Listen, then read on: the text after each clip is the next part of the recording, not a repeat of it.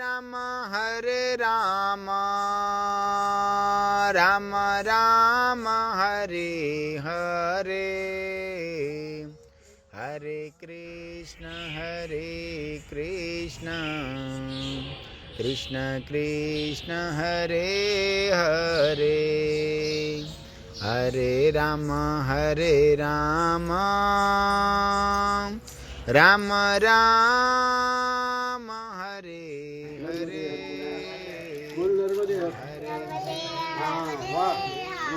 অশ্বত্থামা অশ্বত্থামাজি মহারাজ ওখানে ঘোরাফেরা করেন এবং অনেক লোকে কেউ সাহায্য করেছে, অনেকে দর্শনও পেয়েছে, অনেকে বায়ু রূপে যখন ওনারা যান তখন। प्रभु मनुष्य जीवन का उद्देश्य क्या है? हाँ, त्रिविधम दुर्लभम लोके। मनुष्य जन्म में 3 वस्तु दुर्लभ है। एक तो मनुष्य जन्म मिलना, मनुष्य जन्म मिलने के बाद सत्संग होना। सत्संग का मतलब किसी से भी संग किया वो नहीं, जो पढ़े लिखे और विद्वान व्यक्ति होते हैं, शास्त्र के ज्ञाता है, आपका प्रश्न का बरोबर समाधान कर सके, उसको सत्संग कहते हैं। सत्संगत्व मुमुक्षुत्व, और मुमुक्षुत्व मतलब हमारा जो जीवन का सबसे उद्देश्य ये है कि हमको मुक्त होना है। किससे मुक्त होना है?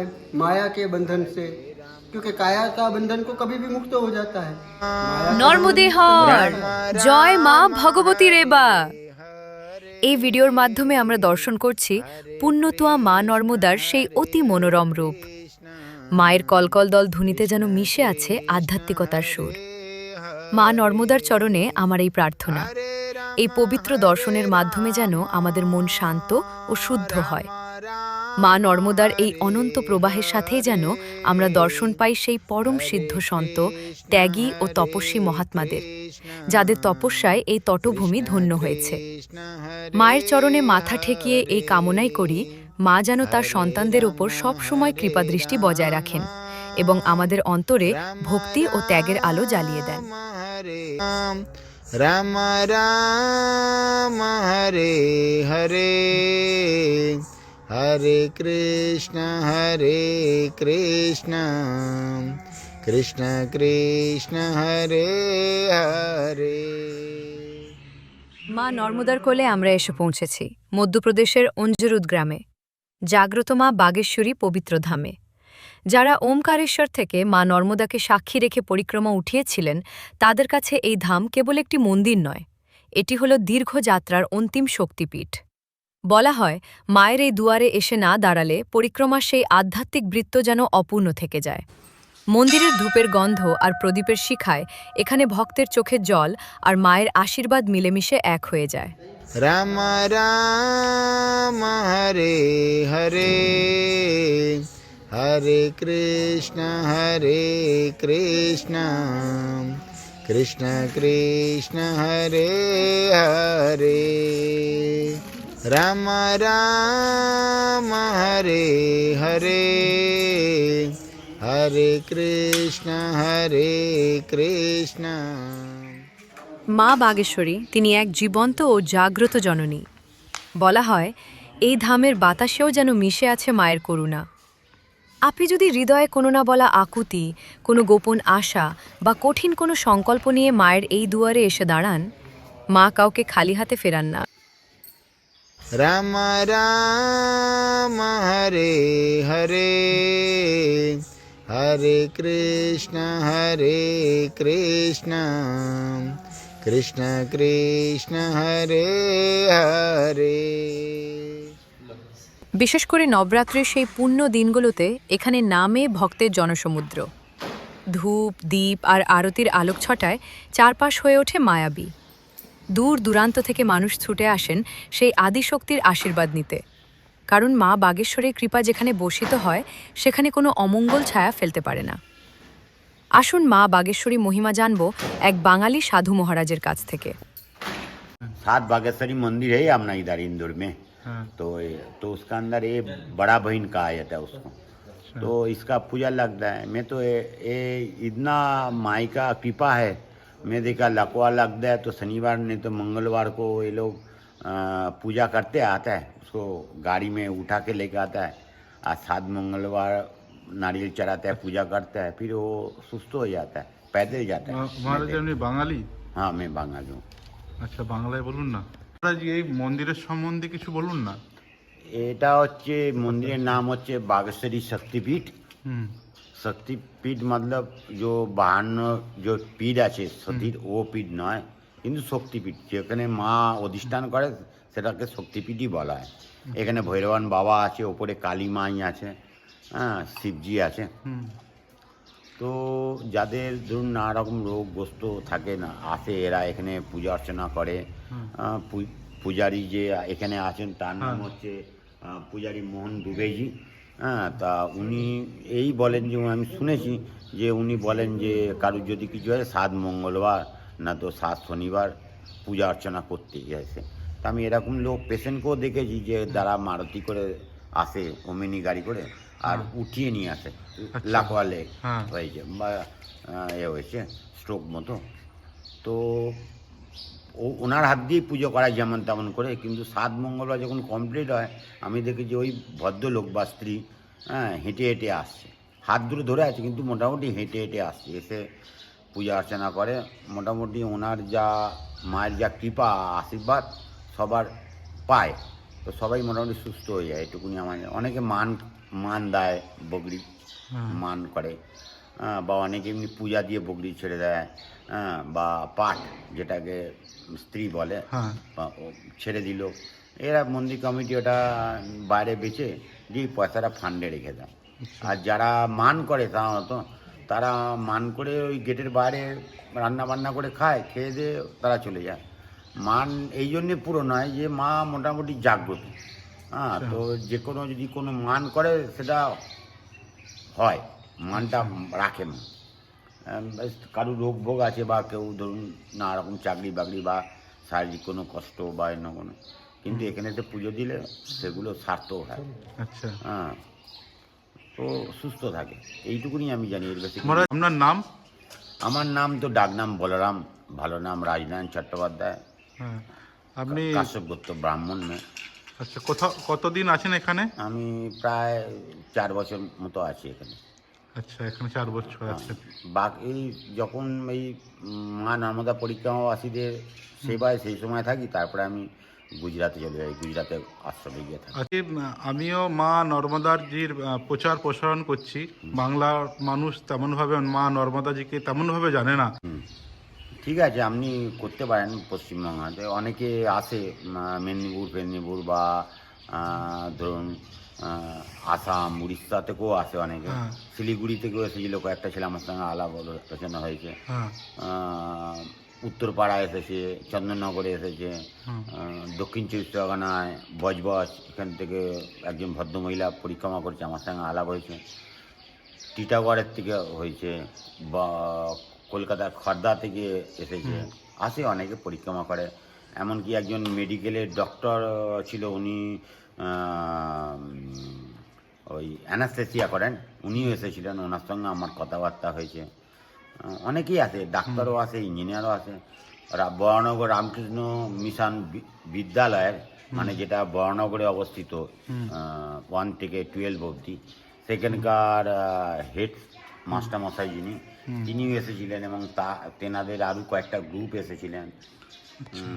এসে তারা পরিক্রমা করে আমার সঙ্গে তাদের গুজরাটে দেখা হয়েছিল। অনেকেই আসে, জানে প্রায়, কিন্তু অনেকে মানে না, আজকালকার যুগে মানতে চায় না। হ্যাঁ, যারা মানতে চায় না তাদের কোনোভাবেই মানানো যাবে না। আর যারা মানে বা কিছুটা জানে না, যারা ভক্তিভাবে থাকে কিন্তু জানে না, অনেকে গাড়ি করে পরিক্রমা করে। যে আপনি মা নর্মদার পরিক্রমা করেছেন? হ্যাঁ, মা নর্মদা পরিক্রমা আমি 2022-এ করেছিলাম। 1 মার্চ শিবরাত্রি ছিল, অমরকণ্টক থেকে পরিক্রমা উঠেছিলাম। আচ্ছা, অ্যাকচুয়ালি দেখতে গেলে মা যেখান থেকে উৎপত্তি সেখান থেকেই পরিক্রমা চালু করা উচিত। তো অমরকণ্টক থেকে চালু করলে সুবিধা হয় যে, কেন মানে নর্মদা খণ্ডে লেখা আছে যে দক্ষিণ তট হচ্ছে পিতৃকুল তট, আর উত্তর তট হচ্ছে দেবতাকুল তট। তা আপনি যদি অমরকণ্টক থেকে না উঠিয়ে যদি অন্য কোনো জায়গা থেকে ওঠান মধ্যে থেকে, তাহলে আমার মতে মনে হয় না পরিক্রমা হচ্ছে না। হ্যাঁ, যতক্ষণ না আপনার পিতৃকুল তট কমপ্লিট হচ্ছে, পিতৃদেবের যারা পিতৃ আছে জেনার, তা তেনার আশীর্বাদ পাওয়ার পরেই দেবতাকুলে যাওয়া উচিত। হ্যাঁ, আমি এটা যেহেতু আমি সাধনার সঙ্গে যুক্ত, আমি এটা জানি পিতৃকুল কমপ্লিট করেই দেবতাকুলে যাওয়া উচিত, তাহলে দেবতাদের আশীর্বাদও পাওয়া যায়। এবং আপনি যদি মাঝ মধ্যে থেকে বা ওঙ্কারেশ্বর বা হান্ডিয়া বা অন্য কোনো স্থান থেকে পরিক্রমা ওঠান, সেটা পরিক্রমাটা অসমাপ্তই রয়ে যায়। কারণ আপনি যদি হান্ডিয়া বা ওঙ্কারেশ্বর থেকে পরিক্রমা ওঠান, উঠিয়ে আপনাকে আবার অমরকণ্টকে ঘুরে গিয়ে সমুদ্র পার হয়ে গুজরাট হয়ে আবার উত্তর তট দিয়ে এসে আবার অমরকণ্টকে পড়ে আপনাকে ওঙ্কার দিয়ে আবার মানে পিতৃকুল তটে আসতে হবে। অতএব আমার মনে হয় যথেষ্ট, আমি যে সাধনার মাধ্যমে যতটা জেনেছি, যে দক্ষিণকুল তটের প্রথম অমরকণ্টক থেকে পরিক্রমা করে একদম উত্তর তটে যাওয়া উচিত দেবতাকুলে, তাহলে আপনার পরিক্রমা সার্থক। এবার আপনি অমরকণ্টকে গিয়ে সমাপ্ত হলো, অমরকণ্টক থেকে আপনি আসুন বাসে বা ট্রেনে বা গাড়ি, বা না হলে যদি কেউ চানাচানায় হেঁটে হেঁটেই চলে এলেন ওঙ্কারেশ্বরে, আপনি জল চড়ান। তারপরে জল চড়ানোর পরে প্রথমে দক্ষিণ তটে মমলেশ্বর ভগবান পড়েন, ভগবানকে জল চড়াবেন, তারপরে ওঙ্কারজিকে জল চড়াবেন। তারপরে ওই জল একটু তুলে নিয়ে মা নর্মদা থেকে ওই মানধাতা যে পর্বত যেখানে ওঙ্কারজি স্থাপিত আছে, ওই মানধাতা পর্বতের একটা পরিক্রমা হয়। মানধাতা পর্বতটা 7 কিলোমিটার মতো পড়ে, করার পর জল আবার ওঙ্কারেশ্বর ভগবানকে চড়ানো পারতেন, তাহলে পরিক্রমা কমপ্লিট হলো। এবং তারপরে যদি আপনি কোনো যারা পরিক্রমা করে, সাধারণত পরিক্রমা করার পরে ছোটো ছোটো যারা ছেলে মেয়ে আছে, মেয়েদের 8-9 জনকে, মিনিমাম 9 জনকে একটা ভোজন করানো হয়। হ্যাঁ, কন্যা ভোজন বলা হয় ওটাকে, তাহলে ওই পরিক্রমাটা সার্থক হয়। কিন্তু শুদ্ধভাবে ভাবনা চিন্তা করে পরিক্রমা করা উচিত। আমার মতে মনে হয় যে মা নর্মদা জাগ্রত, মা নর্মদা মানে পূর্ব থেকে উৎপত্তি পশ্চিমে হয়েছে। কোনো স্থানে উত্তর দক্ষিণে গেছে অবশ্য, কিন্তু তার উৎপত্তি পূর্ব দিকে আর পশ্চিমে গিয়ে সমাপ্ত হয়েছে, মানে আরব সাগরে গিয়ে। তা কিছুটা খাড়ি আছে, ওখান দিয়ে তো আর পার করা যায় না, তার সমুদ্রের মধ্যে দিয়ে নৌকো আছে, নৌকোতে করে নিয়ে যায় 350-400 করে। আগে ছোটো ছোটো নৌকো ছিল, 40-42 জন করে যেত, খুব রিস্ক ছিল। বড় অনেক কিছু অ্যাক্সিডেন্ট হয়েছে, হয়তো আমরা সেটার মধ্যে জানি না হয়েছে। এখন সরকার নতুনভাবে পরিবর্তন হয়েছে, বড় নৌকো করেছে ডবল ইঞ্জিনে, 350-400 করে লোক নিয়ে যায়, এবং জ্যাকেটও, সেফটি জ্যাকেটও দেয় সবাইকে পড়ে যাওয়ার, যাতে যদি কোনো দুর্ঘটনা হয় তাহলে বেঁচে যাবে।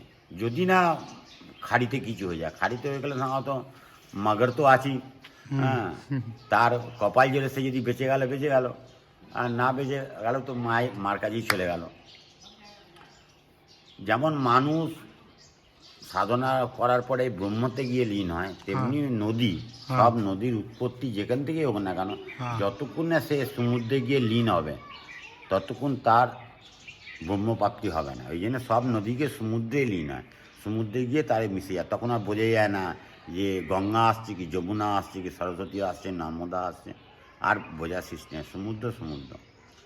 তো শরীরের ওইটাও ব্যাপারটাও তাই, যে আমাদের যে শক্তির অংশগুলো আছে, যেমন প্রকৃতি তত্ত্ব, জল তত্ত্ব, তারপরে অগ্নিতত্ত্ব, বায়ুতত্ত্ব, আকাশ তত্ত্ব, এই যে 5 তত্ত্ব ব্রহ্মে যাকে লীন হয়ে যায়, ব্রহ্মে গিয়ে মিলিয়ে গেল, সে ব্রহ্মতত্ত্ব প্রাপ্তি হলো। তেমনি পরিক্রমাটাও সেরকম, যেমন ব্রহ্ম থেকে যেখান থেকে উৎপত্তি সেখান থেকে করা উচিত। আমরা যেমন কুটস্থ বলি বা মানে ত্রিনয়ন বলি, সেখান থেকেই মানুষের শরীরেও পরিক্রমাটা করতে হয়। মায়ের মন্ত্র আছে ওম রেবা, ওই বলে ভেতরে স্থূল শরীরে সাধনা করতে হয়। করে আসার পর নিচের থেকে গিয়ে জলতত্ত্বে ঘুরে আবার মানে এতে আসবে ব্রহ্মে, ওটাকেই পরিক্রমা। বাইরে যারা করে কিন্তু করতে করতে সে তখন বুঝতে পারে যে বাইরে করার পরে সে ততটা সাকসেস হচ্ছে না। তখন তাকে মানে কারুর কোনো সাধু সন্তোষ সন্ধানে এলে তখন সাধুরা রীতিনীতিগুলো বলে দেয় যে এটা শরীরের ভেতরে একটা পরিক্রমা করতে হয়, যে পরিক্রমাটা বাইরে করা যায়, বাইরেটা অতটা পাওয়া যায় না, সূক্ষ্মরূপে আছে। কিন্তু মানুষের শরীরে স্থূলরূপও আছে, সূক্ষ্মরূপও আছে, কারণরূপও আছে। তো মানুষের ভেতরেও করতে হয় পরিক্রমাটা, করলে তাহলে ওনাকে প্রাপ্তি হবে, ওনার আশীর্বাদ পাওয়া যায়। আচ্ছা মহারাজজি, লোক বলেন যে মা নর্মদাজি পরিক্রমাবাসীর সাথে সাথে চলেন এবং দর্শনও দেয়। না, আমি এনামার শুনেছি। আমার সঙ্গে তখন আমরা যে বাইকে পরিক্রমা করছিলাম, খড়গনের কটা ছেলে ছিল, ইয়ং ছিল, ওই 37-38 এরকম বয়স। তা আমাদের যেখান থেকে ঝাড়ি লাগে আর কি, জঙ্গল লাগে, সুলপানি হ্যাঁ ঝাড়ি। সুলপানি ঝাড়ি, সেই সময় দুটো ছেলে বলে ভেবেছিল যে ওই জঙ্গলের মধ্যে শর্টকাটে বেরিয়ে যাবো, তাড়াতাড়ি হবে। তা তারা ওদের মুখ থেকেই শোনা, আমি সত্যি কি মিথ্যে জানি না, ওরা বলেছিল। এবং জঙ্গলের মধ্যে গিয়ে মানে তখন এই 4টে 4:30 সময় জঙ্গলের মধ্যে গিয়ে আর তার রাস্তা ঠিক করতে হয়নি, জঙ্গলের মধ্যেই রয়ে গেছিলো। সন্ধে হয়ে গেছে আর বেরোতেও পারিনি, রয়ে গেছিলো।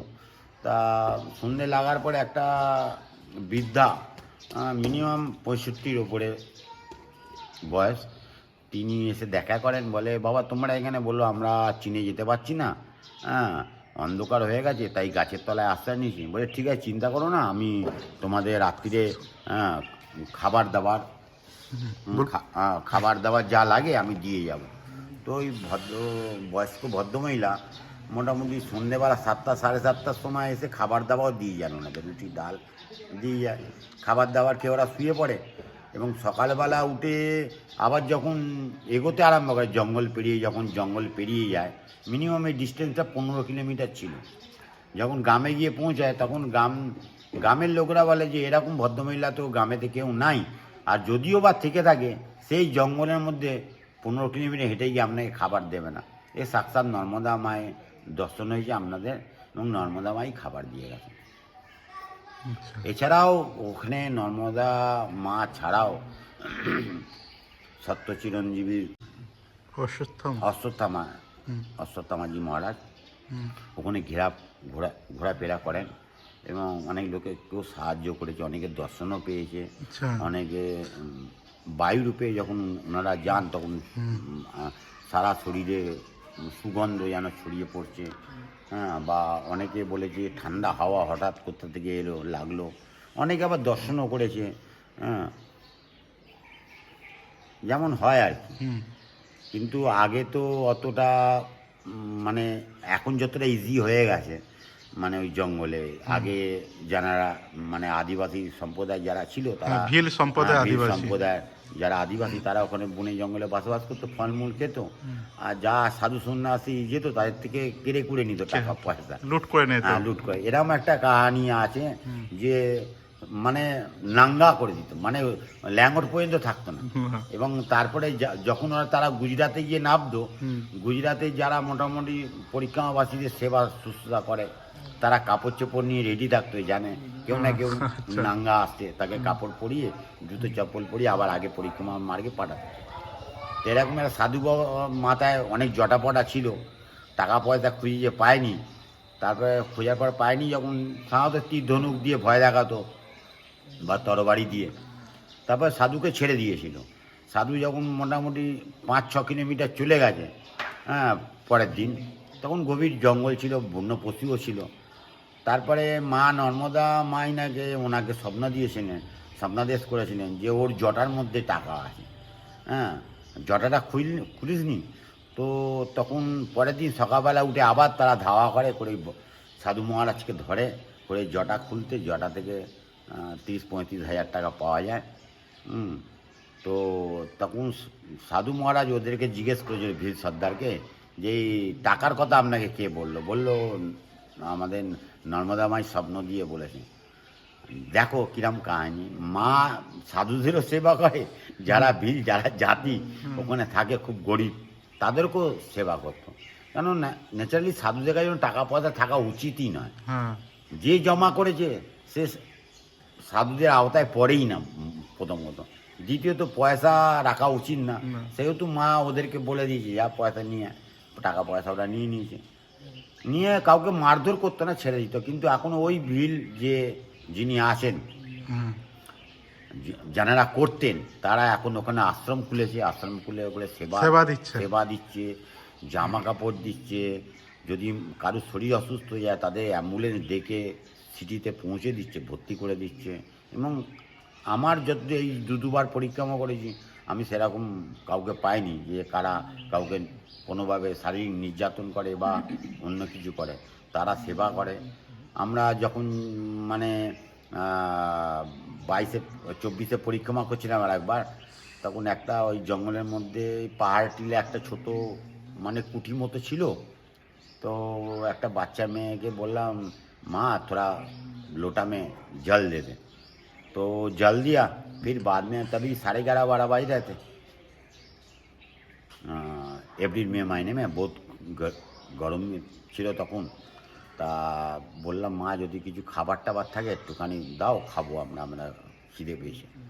তখন মেয়েটা বললো, না বাবা খাবার দাবার নেই। ন্যাচারালি এরা সকালবেলায় খেয়ে নেয়।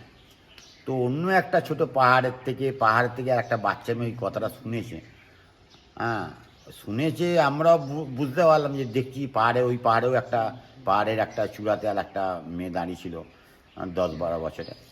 তারপরে আমরা যখন তাদের ওই পাহাড়ের কোল দিয়ে রাস্তাটা ঘুরে যাচ্ছি তখন আমাদের ডাকলো, ডেকে বললো, বাবাজি ভেতরে আসুন। ভেতরে এলাম, বারান্দায় বসতে দিলাম, আসন পেতে দিল, আর তামার বাটিতে এরম চানা ভেজানো, হ্যাঁ, দিয়ে মানে সবজির মতো করে চানা ভিজিয়ে মানে নানা রকম মশলা ফসলা দিয়ে ফুটিয়ে এরম দিয়ে গেল তামার বাটিতে। আমরা দুজন ছিলাম, আমি ছিলাম, আমার ছত্তিশগড়ের একটা ছেলে ছিল, তার নাম বামা নাম দিয়েছিলাম তাকে। তো আমরা দুজনে খেলাম, খেয়ে আমার পকেটে 20-30 টাকা ছিল। বাচ্চা মেয়েটাকে মা বলে প্রণাম করে তার পয়সাটা হাতে দিলাম, আশীর্বাদ করলাম। আর একটা দিকে তামার বাটিতে করে রেখে দিয়েছে, বলে যদি দরকার লাগে তাহলে এটাও নিতে পারেন। না এইটুকুনি খাবার পেয়ে গেছি, তাতেই সন্তুষ্ট, বলে খেয়ে দিয়ে আমরা আবার পরিক্রমা মার্গে বেরিয়ে গেলাম নর্মদে। হ্যাঁ মহারাজজি, বাংলা এবং বাঙালি জাতিকে মা নর্মদার সম্বন্ধে কি বলবেন? না দেখুন, আমি মোটামুটি এখানে এসে দেখছি জম্মু কাশ্মীর থেকেও আসছে, অন্যান্য স্টেট থেকেও, আসাম থেকেও এসেছে, গুয়াহাটি থেকেও এসেছে, আমাদের কলকাতার লোক তো আছে, পূর্ব মেদিনীপুর, পশ্চিম মেদিনীপুর, বর্ধমান, তারপরে হুগলি, তারপরে আরামবাগ বা এই দিক থেকে সব দেখি লোক আসে। কলকাতা থেকেও আসে অনেকে, উত্তরপাড়ার একটা ছেলে এসেছিল, তারপরে একজন ভদ্রমহিলা বজবস্ত্রে থাকেন, উনিও পরিক্রমা করছে 3 বছর ধরে, 3 সাল